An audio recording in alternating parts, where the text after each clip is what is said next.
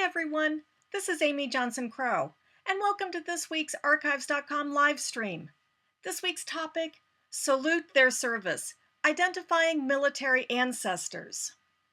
With May being the month that we have a lot of remembrance for the military in our family, with Memorial Day at the end of the month, we thought that this would be a good time to take a look at military research and how to really tap into those records, and so you can go ahead and salute the military members of your family tree. And military records are wonderful genealogical resources. There is so much information that is contained in them. There's often birth information, death information, information about spouses and children and parents, a lot of biographical information, as well as context, so that you can get an idea of what life was like for them while they were in the military. So they are great records, and we as genealogists and family historians really need to be tapping into the various types of military records that are out there, whether they are service records or pension records or anything related to the military. We really need to take a look at them so that we can get a more complete picture of our ancestors. But before we can get into these records that are specific to the military, we need to take a step back. We need to first identify those people who actually served in the military. So before you start searching in some military records, before you start looking for pension records and things like that, take a step back and look at other records that perhaps you've already looked at, or we're also going to take a new look at some records that can really give you some clues about possible military service. Because again, it's important to remember that not all males in the United States have served in the military. So we really want to focus our efforts on those who we have some reason to believe served. This will really help focus our military research. It will save us a lot of time later on if we take just a few minutes now and look for those clues that can help guide that research later. The first thing you want to do is to take a look at ages. And a good rule of thumb is to consider males aged 16 to 45 for military service. Now, certainly there are young men who lied about their age. Maybe they were a big 14-year-old and they could lie to get in. And certainly there are men who are older than 45 who have served in the military. But a good general rule of thumb is to take a look at those military conflicts and put that timeline of that conflict against the timeline for men who at the time would have been aged 16 to 45. So for example, the American Civil War went from 1861 to 1865. So this means that I want to take a look in my family tree for men who were born between 1816 and 1849. They are the most likely to have served in the Civil War. Now again, there are always going to be those exceptions to the rule, but this is the rule of thumb that we're going to work with when we're first trying to identify whether or not a particular individual served. So if I have a man in my family tree who was born in 1800, chances are he did not serve in the American Civil War.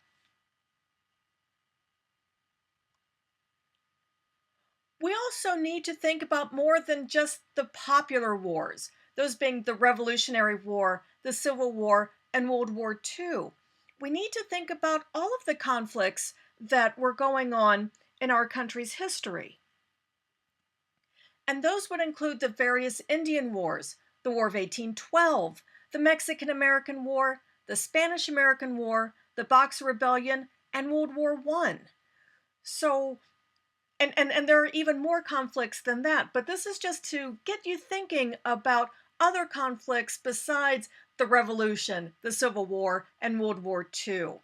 Some great resources came out of, you know, for service from these other conflicts. So we need to take them into account again when we're comparing a timeline against that 16 to 45 year age range for our male ancestors.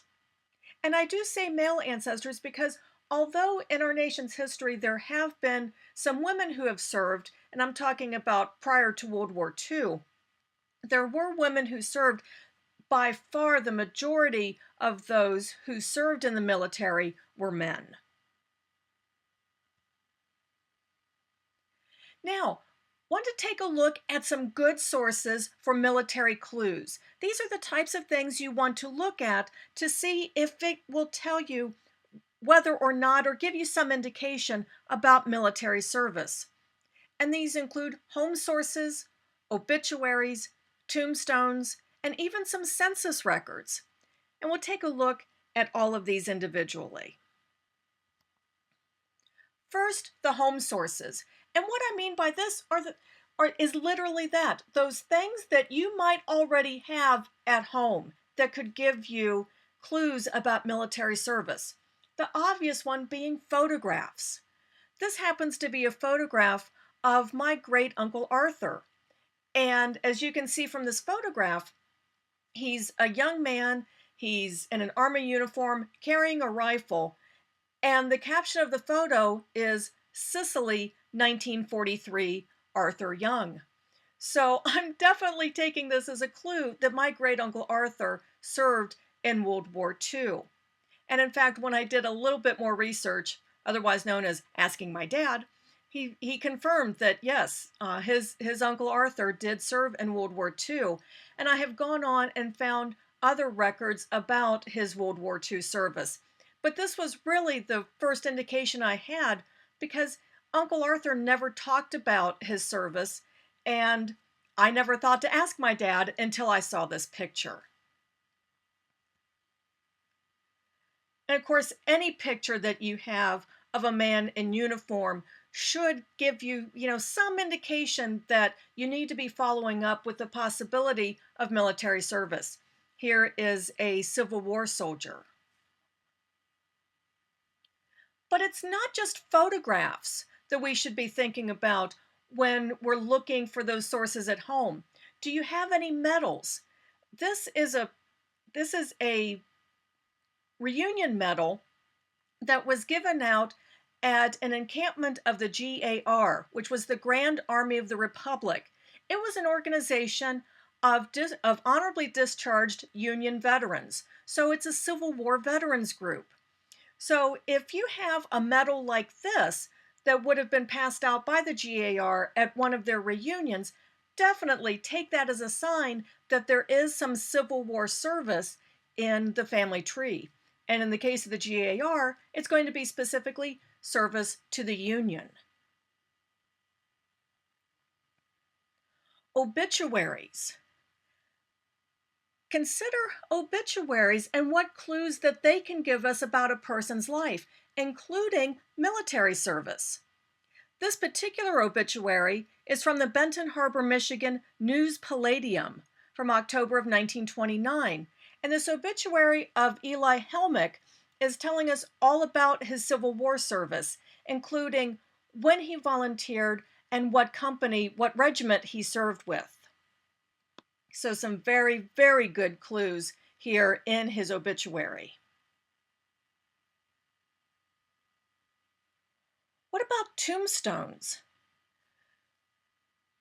When you see that your ancestor has a government-issued tombstone such as this one, and this one is a little bit darker than you might expect. It has weathered. It's not the bright white that we think of, say, at Arlington National Cemetery, but it's still a government-issued military tombstone.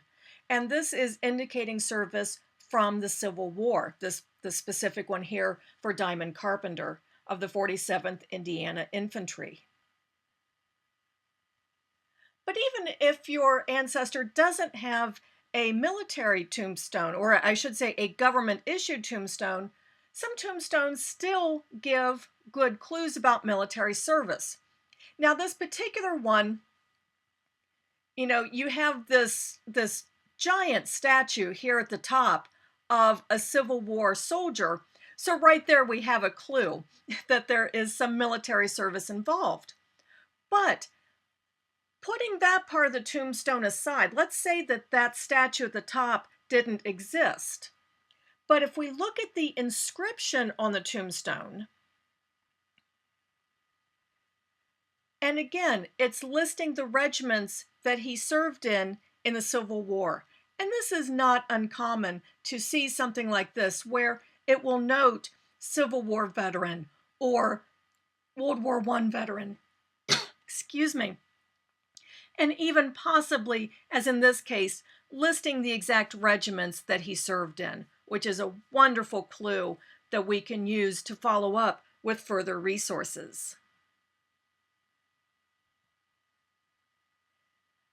What about using the census for finding clues to military service? One census that can give us such information is the 1910 census. And as you can see, this is the very top of the census page. And we tend to stay over here on the left where all of the names and the relationships are listed. But if you read all of the questions, you'll find a question over here on the right, all the way over here in column 30. And the question was whether a survivor of the Union or Confederate Army or Navy. So again, we tend to concentrate over here on the left, but read the 1910 census all the way over to the right-hand side of the page and pay particular attention to this column 30, where it's asking specifically about Civil War service. And as an example, here we have John Radcliffe. This is in the 1910 census. We see that he's age 76, and oftentimes we would stop just about this part of the census. We might scroll over a little bit and look at his place of birth and his father and mother's place of birth. But if we keep going all the way over to that right-hand side of the page, we see noted in column 30 the notation UA, or Union Army.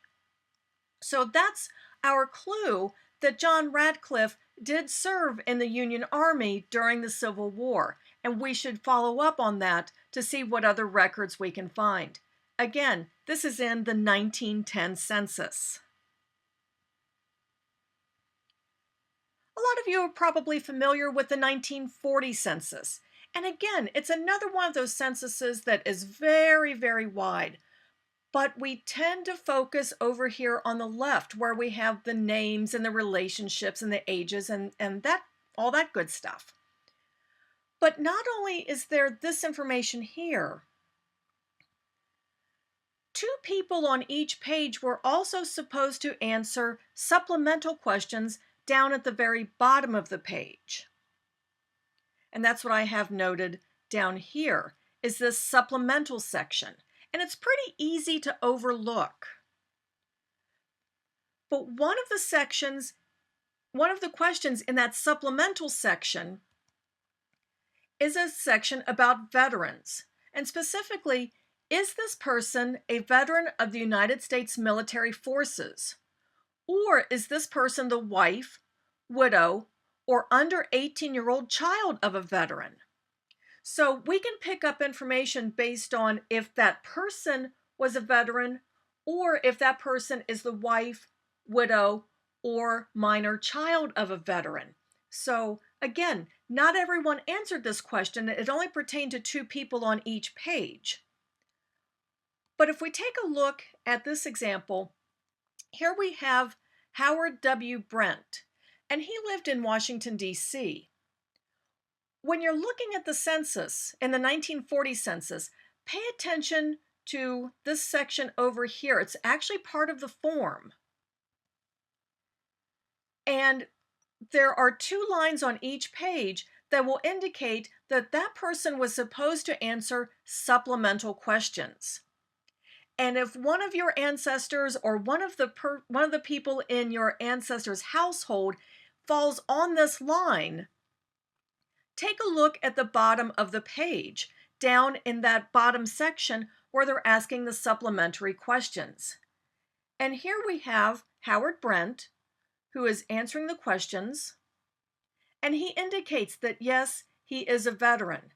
And there's also a section where they would indicate a code, and it would actually tell what type of service they provided, whether they were in the First World War, whether they were a veteran of the Spanish American War, whether they were a member of the regular Army or regular Navy, as well as a place to indicate that it was other service other than what their specific codes were for.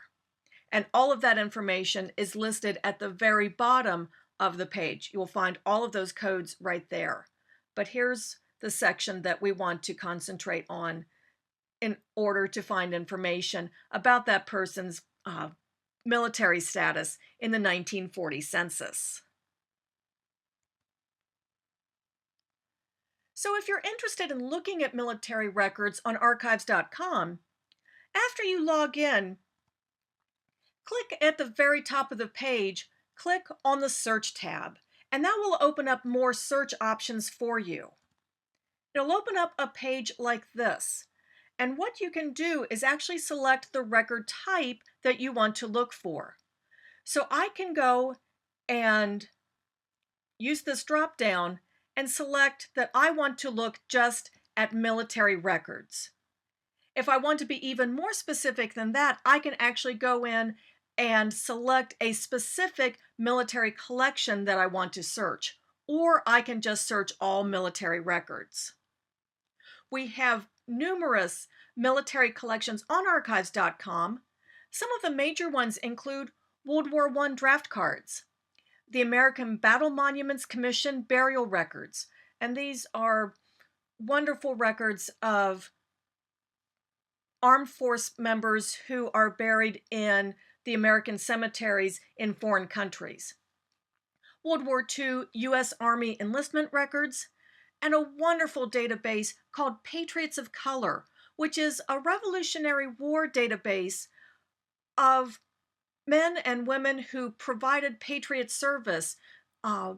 These men and women of color who provided patriot service to the American cause during the Revolutionary War. So whether they actually served in the whether or not they served as part of the colonial efforts actually in the army or in militias, or whether they provided service such as feeding the troops or providing other assistance like that. So that's a great database for Revolutionary War materials. Again, Patriots of Color. Next week on the archives.com live stream, make sure to read all about it using newspapers. Newspapers are a great resource for genealogy and family history, being able to read what our ancestors were reading and see what they were doing, and sometimes even finding photographs. So that's what we're going to be talking about next week. That's next Wednesday, the 15th of May at 1 o'clock Eastern, 10 a.m. Pacific. Until then, make sure that you stay connected with archives.com, whether it's on the blog, liking us on Facebook, following us on Twitter, or you can go back and look at our past live streams because all of them have been archived and uploaded to our YouTube channel. So make sure to take a look over there at some topics that we've done in the past. For those of you who are at the NGS conference, that's the National Genealogical Society conference going on right now in Las Vegas, Nevada, be sure to stop by and say hi to us in the exhibit hall. We would love to see you. And it's actually because of the NGS conference that I'm not going to be able to be in the chat room with you today, because I'm actually pre-recording this and won't be able to join you live in the chat room. But I will be back live next week when we talk about using newspapers. So, until then, this is Amy Johnson Crow wishing you happy researching.